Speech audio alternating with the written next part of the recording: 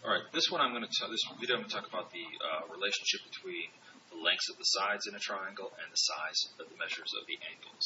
Sometimes this is referred to as inequalities in a triangle. Sometimes I like to call it just the side-angle relationship. And the way it works is that you're going to have a triangle. You're going to have three angles, three sides. The longest side will always be across from or opposite the largest angle. So if I look at this triangle LMN here, I can see that the biggest angle is 98 degrees right here. That tells me that the longest, that's angle L, the longest side is going to be across from that. It's going to be the one that's not touching angle L, so that would be side MN. The smallest angle is going to be 36 degrees, and that's going to be across from side LM. Right, so 36 to here, so LM should be my shortest side. So if I were to list shortest to longest, the three sides of the triangle, well, my shortest side would be across from 36, that's LM. Okay, the next angle up is going to be angle M here, which is 46 degrees, and across from M, that's going to be side LN, so LN will be the next side. And then that leaves MN as my longest side. Indeed, MN is across from the largest angle. Now, I can do this, the same thing, going in the other direction.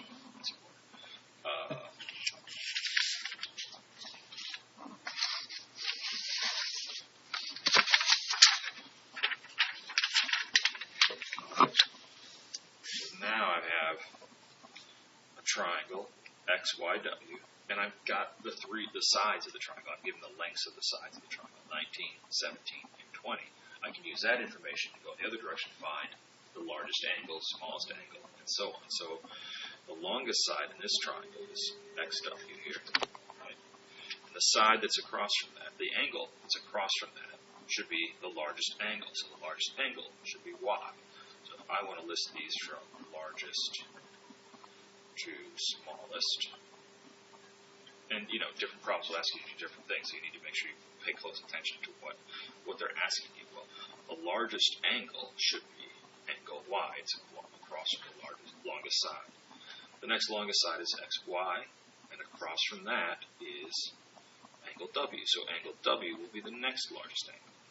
And the smallest angle should be across from the shortest side. The shortest side here is YW, and that is across from angle X. So there I go, angle Y, angle W, angle X.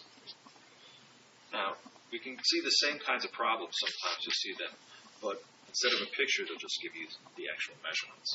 So look at this one here. I've got triangle KLM, and it tells me the lengths of this, or the measures of the angles of the triangle. 50 degrees, 100 degrees, and 30 degrees. There's different ways to do this, but I would suggest in general, in geometry, if there's no picture, draw a picture. If nothing else, it will help you to check your answer. But I would just draw this. It doesn't matter how I draw it, right? K, L, M. It doesn't matter where you put, if you put K on top and L down here. It doesn't matter if you do K, L, M going this direction or K, L, M going in this direction. All that matters is that you put all three, and then you put the measures in the right place. So angle K is 50 degrees. So I'll go over to K. That's giving me the measure of that. Angle L is 100 degrees. So I'm going to go over here into angle L inside there and put 100 degrees. And angle M is 30 degrees.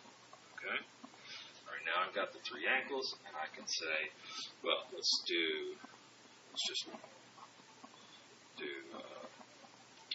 we'll do shortest to longest again. Again, you have to check the problem carefully, which order they want them in, or do they just want the shortest or just the longest. We'll say shortest to longest here. So shortest is going to be across from the smallest angle, which is angle M, 30 degrees. Across from that, side KL. So KL. 50 degrees is my next biggest angle. That's angle K, and across from that is M. And then my largest angle is 100 degrees, and across from that is side KM. Again, it won't matter how you draw the triangle, but LM will always be across from K. LK will always be across from M. KM will always be across from M. Trust me. If you don't believe me, try it yourself. Okay, last kind of problem I'm going to do here is one where we're given the lengths of the sides, but not the lengths of the sides, but not the measures of the angles. But we're not given a picture.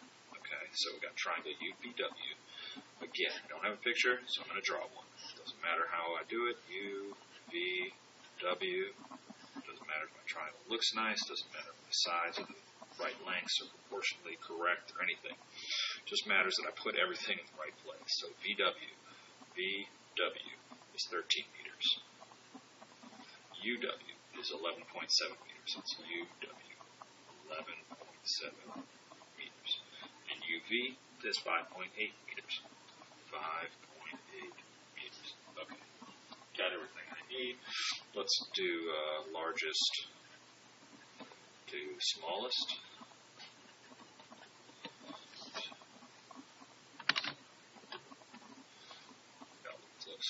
Okay.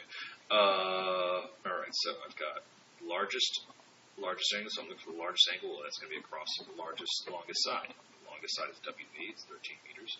And across from that is angle U. So angle U will be my biggest angle.